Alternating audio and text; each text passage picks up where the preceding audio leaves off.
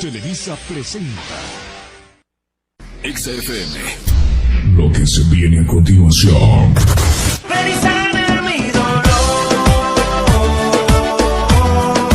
En MP3.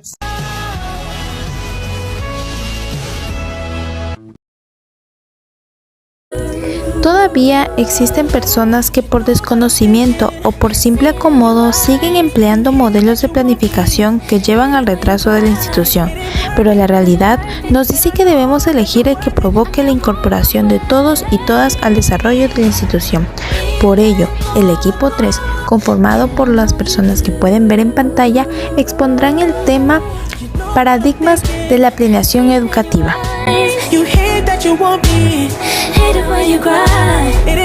Conducción, gestión institucional y mejoramiento de la calidad educativa. Casi todas las instituciones escolares se enfrentan en la actualidad con el desafío de la transformación. Los cambios que se han producido en conjunto con la sociedad afectan de manera profunda otros aspectos, tan reales que plantean sin duda requerimientos diferentes y diferenciados a nuestras instituciones escolares. Las escuelas tienen un doble problema cuando se trata de enfrentar cambios. Primero, en general, están bastante burocratizadas, lo que quiere decir que tienen problemas de rutina, resistencia al cambio y falta de flexibilidad. En segundo punto, tenemos la educación en sí misma tiene un ritmo de cambio relativamente lento, no solo porque forma parte de los aspectos de la conservación de la cultura, sino porque la cultura en sí misma es un campo en el que las transformaciones toman muchos años. Por esto, enfrente de la necesidad de una conducción eficiente y de una gestión institucional comprometida con el mejoramiento de la calidad educativa, se ofrecen dos grandes alternativas para lograr una mejor gestión institucional. Para contribuir con el mejoramiento de la calidad educativa, habría que plantearse dos cuestiones. En primer término, en relación con el cambio en los contenidos, plantearse la cuestión: ¿qué tengo que cambiar para mejorar esta escuela en aspectos determinados? En segundo término, en relación con la probabilidad, plantearse cuál es el camino, es decir, el procedimiento que me asegurará que lo que decidí se hiciera o se hará realmente. Es importante tener presente que una buena conducción se define por los resultados que se obtienen. A conseguir estos buenos resultados debe ayudarte el planteamiento institucional.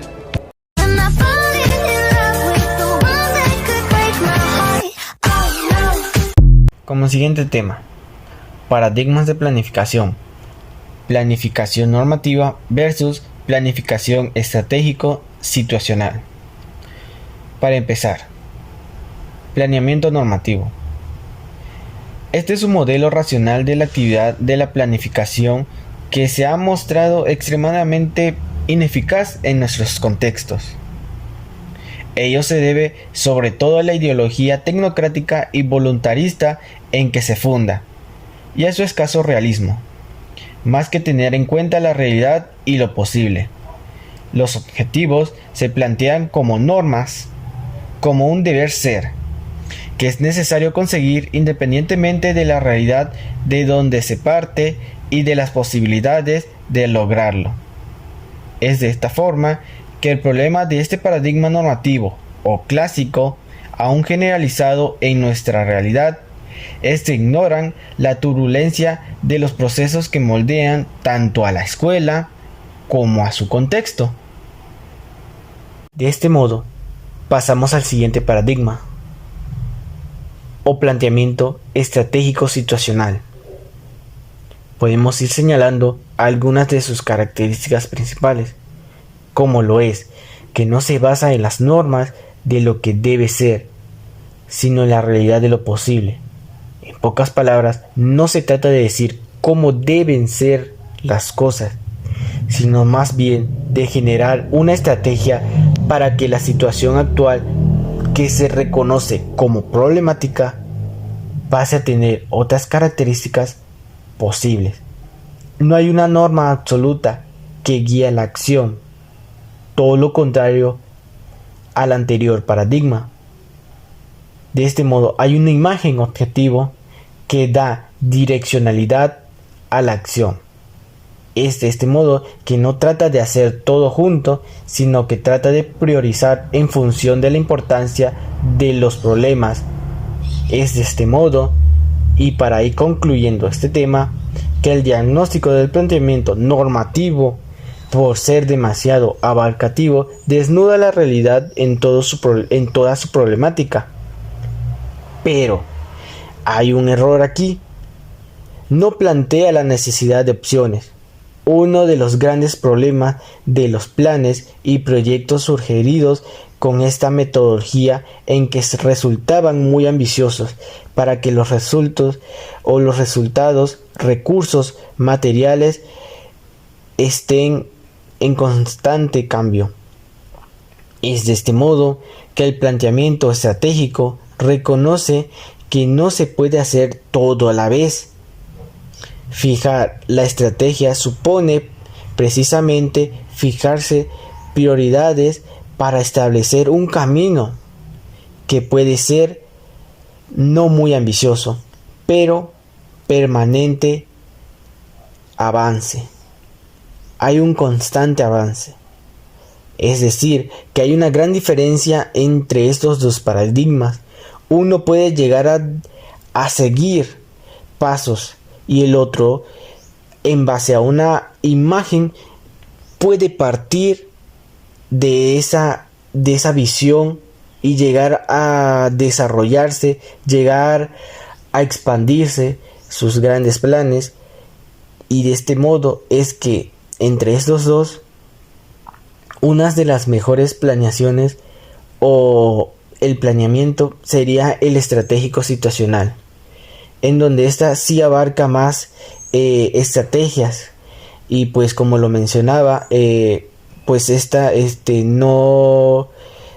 sí plantea las necesidades de opciones, a lo contrario del anterior paradigma, que es el normativo, que esta sigue pues constantes pasos, normas, y esto está sujeto a un planteamiento tradicional. Y este planteamiento estratégico situacional pues ya es un poco más actualizado, es un poco más contemporáneo, más a la época, ¿no? Y pues eso sería todo de este tema.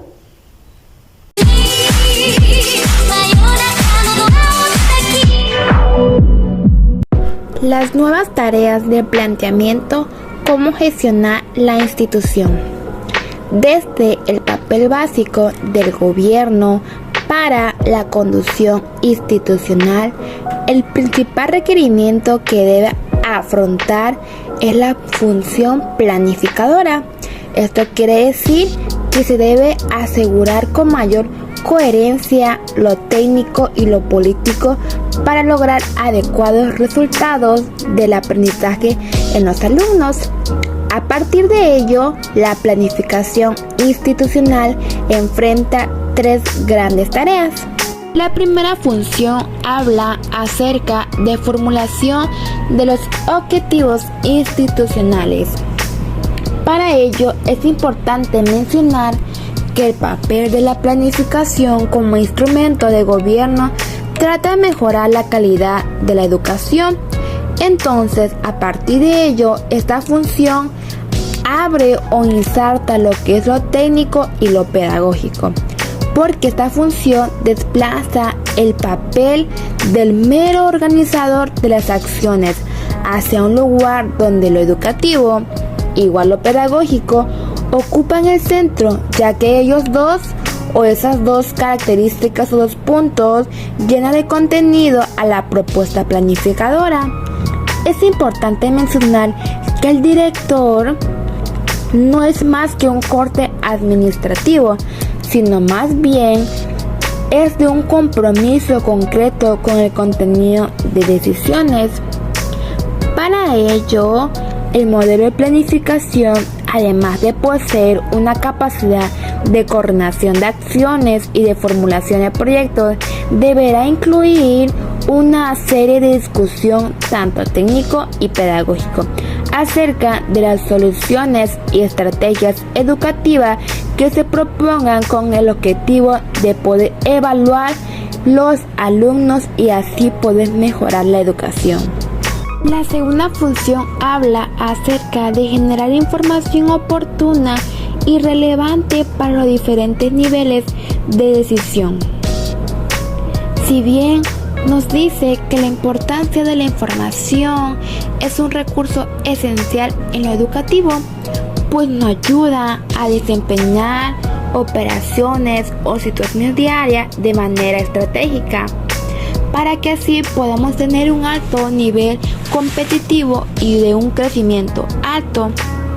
En este sentido, es una opción muy válida hacer crecer este recurso e integrarla siempre para así resolver problemas o situaciones dentro del aula o fuera del aula. En este momento, las herramientas tecnológicas juegan un papel muy importante en lo educativo, pues se brindan varias soluciones y estrategias para resolver dichos conflictos o dichas amenazas dentro del aula o en lo educativo. Sin duda, el conocimiento es un factor esencial en las escuelas para alcanzar los objetivos y metas estratégicas, así que todos los conocimientos es importante adquirirlo para que puedas resolver diferentes problemáticas en el aula y así poder crecer lo educativo.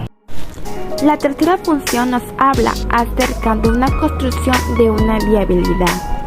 La viabilidad de un proyecto es la capacidad para finalizar satisfactoriamente, entregando los resultados esperados con la iniciativa. Analizar esta cualidad antes de la etapa de la planificación sirve como guía para impulsar a la toma de decisiones. Hace mención acerca del problema de la toma de decisiones. Las decisiones, para ser realmente tales, tienen que tener algún impacto en la realidad. De igual manera, el otro punto es las decisiones correctas y adecuadas. En ellas tienen que ser, por un lado, técnicamente complejos y por otro lado, plantea problemas de política institucionales. La construcción de la viabilidad nos quiere decir que en gran medida son cambios que se construyen cuando se plantea que la gestión debe de ser profesionalizada. Se quiere decir que los profesionales docentes se dirigen a una institución que deben ser entrenados para ejercer su condición y no meramente para administrarla. Las decisiones adecuadas varían dependiendo a la situación en la que te vas enfrentando. El calor sube más. De pronto flash, la chica del bikini azul. De pronto flash, cambia el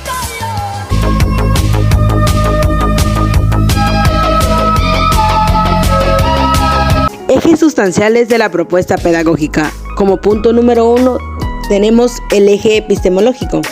Si bien la tarea propia del sistema educativo y por ello de las instituciones escolares es enseñar, la primera cosa que tenemos que decidir es desde qué criterio vamos a reconocer si lo que enseñamos es adecuado o no. Por esto, uno de los elementos fundamentales de la propuesta pedagógica se refiere a cuál es su definición epistemológica implicada en ella, es decir, con qué características se define la ciencia o el conocimiento dentro de la escuela. Por ello, uno de los puntos importantes es la definición epistemológica de la educación en la institución, pues con ella aprenderemos y sabremos desde qué criterios y qué fundamentos partir para esta enseñanza-aprendizaje con el alumno, así como también las características relacionadas con el saber académico clásico o con el saber tecnológico. Así también debemos tomar en cuenta la visión de contraste entre teorías e ideologías divergentes, las áreas del saber que se incorporan a la enseñanza y que se enseña en ella. Podemos decir que el eje epistemológico tiene el objetivo de orientar la calidad de la educación y asimismo dar a conocer si se sigue enseñando la ciencia desde una concepción clásica o se intenta lograr operaciones de conocimiento tecnológico en los alumnos. así como también si se siguen definiendo los campos académicos que se enseñan de acuerdo con las viejas divisiones vigentes en nuestros planes de estudios o si se intenta incorporar los núcleos conceptuales básicos de todas las disciplinas que hoy integran el saber humano. Si los temas e información superadas en el mundo académico o se intentan incorporar a las discusiones académicas hoy vigentes entre los científicos. Como punto número 2 tenemos el eje pedagógico. Este eje incluye la respuesta a 3 grandes cuestiones implicadas en el área institucional, tales como cómo se define el sujeto de la enseñanza, cómo se define el proceso de aprendizaje y cómo se organiza la tarea de enseñar. La concepción clásica, que todavía se mantiene en muchas instituciones, entendía al niño como un adulto en miniatura, sin contemplar las diferencias que hoy se reconocen en virtud de las diferentes etapas por las que pasa el sujeto a lo largo de la vida hasta constituirse en adulto. Estas diferencias se expresan en 3 dominios: psicomotriz, socioafectivo y cognitivo. Cualquier intento de mejorar la calidad de la enseñanza que se imparte debe hacer lo posible que ellas sean respetadas. La teoría pedagógica que sustenta la propuesta de enseñanza es el segundo punto a tener en cuenta dentro de este eje. La organización de la tarea escolar y las características de las intervenciones didácticas deberán adaptarse a la concepción de aprendizaje que se adopte. Por ello, si el alumno aprende a través de acciones, definiendo el actuar del sujeto no solo como una acción hacia el exterior, sino también como acciones de pensamientos que construyen el objeto de aprendizaje, es importante que las instituciones escolar y la tarea se dé a la tarea de tener organizadas estas áreas con cierta capacidad de movimiento físico, pero también que se le brinde permanentemente la posibilidad de pensar, es decir, realizar acciones de pensamiento. Ahora bien, la apropiación del conocimiento debe ser promovida desde un proceso formativo escalonado. Esta misma debe contemplar las necesidades e intereses de cada etapa evolutiva. Este es justamente el campo de la propuesta didáctica, que se encargará por un lado en los requerimientos epistemológicos del conocimiento a difundir y por el otro lado las posibilidades y necesidades de cada etapa evolutiva para la cual se trabaja. Eje de la respuesta a la sociedad. Las demandas de la sociedad han cambiado de manera impredecible y es bastante evidente que el sistema educativo no ha sido capaz de adecuarse a ellas. Una educación de calidad, además de cumplir con su objetivo específico de difundir el conocimiento socialmente válido, debe responder a las demandas generales que la sociedad le plantea, mismas que estas son 3 de las áreas de la sociedad que requieren a la educación, tales como la cultura, la política y la economía.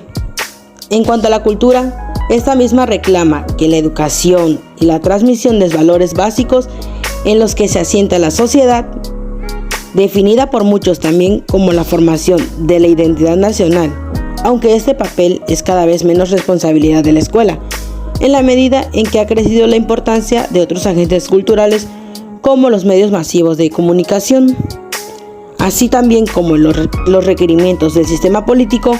Una sociedad democrática, solidaria y participativa reclama el aprendizaje de las conductas básicas que hagan esto posible. Por eso, las instituciones educativas, desde el nivel elemental hasta el superior, deberán estar organizadas de manera que estas conductas sean no solo posibles, sino también necesarias para el buen funcionamiento de la institución. En cuanto a lo económico, 2 son las áreas de compromiso del sistema educativo: la formación de habilidades básicas para la incorporación a la vida activa y aporte científico para el desarrollo. Con referencia al primer tema, pareciera que el papel de la educación no es tanto de formar para el puesto de trabajo, sino dar las capacidades básicas para una adaptación adecuada al sistema productivo. Esta que nos dice que es crear hábitos de esfuerzos y trabajo, generar la capacidad operatoria, capacitar para el trabajo en equipo. esa necesidad de aportar los insumos científicos para un desarrollo económico y social.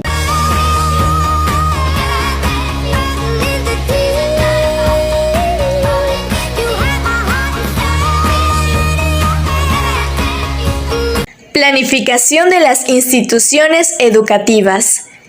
En la práctica, se conoce que la planeación educativa es la herramienta que permite prever el futuro, o por lo menos indica el camino que se debe recorrer para generar escenarios deseables. Es un modelo o proceso sistemático que organiza las acciones, las cuales deben ser coherentes con los fines, objetivos y metas de la educación. La planificación institucional es entonces la herramienta que tiene la institución, es decir, para explicar su propuesta general. Esta debe entenderse como un proceso que siempre se está construyendo colectivamente, donde la institución perdura fortaleciendo su identidad y no como la formulación de un documento que exige la burocracia y demanda cualquier autoridad competente. El proceso de planificación institucional cobra sentido en tanto permite una participación genuina de todos los actores de la comunidad educativa, por lo que es necesario convocar a todos sus actores, es decir, convocar a directivos, docentes, padres, alumnos, exalumnos, personal de la docencia y organizaciones representativas. La importancia de realizar la planeación para una institución educativa radica en que se propicia el desarrollo institucional a través de la optimización de recursos, reduce los niveles de incertidumbre y riesgos futuros, evalúa todos los escenarios posibles, por lo que prepara para enfrentar cualquier situación. Establece un sistema racional para la toma de decisiones, provisiona de herramientas necesarias para el buen funcionamiento, disminuye la improvisación y promueve la eficiencia, permite realizar un mejor control por medio de los indicadores definidos, propicia un clima organizacional saludable para todos los integrantes de la institución. En cuanto los esfuerzos se dirigen hacia los objetivos misionales. No solo se trata de llenar de conocimientos a los estudiantes que muchas veces son olvidados por la memorización. La educación, tal como lo afirmó Nelson Mandela, es el arma más poderosa que puedes usar para cambiar al mundo. En consecuencia, debe ser garante de la formación de los seres equilibrados, felices, que sirvan y aporten al desarrollo de una sociedad justa y verdaderamente libre. La formación de los seres humanos está influenciada por otros agentes, tales como los culturales, familiares, sociales, económicos y comerciales. Los niños y adolescentes se forman de lo que sucede y escuchan en su casa, en la calle y en la televisión. Sin embargo, en las instituciones educativas, especialmente los niños en sus primeras etapas de vida, pasan el mayor tiempo del día. Así que, de lo que suceda allí, gran parte se quedará en su ser y se conformará lo que será el hombre del mañana. Si tú supieras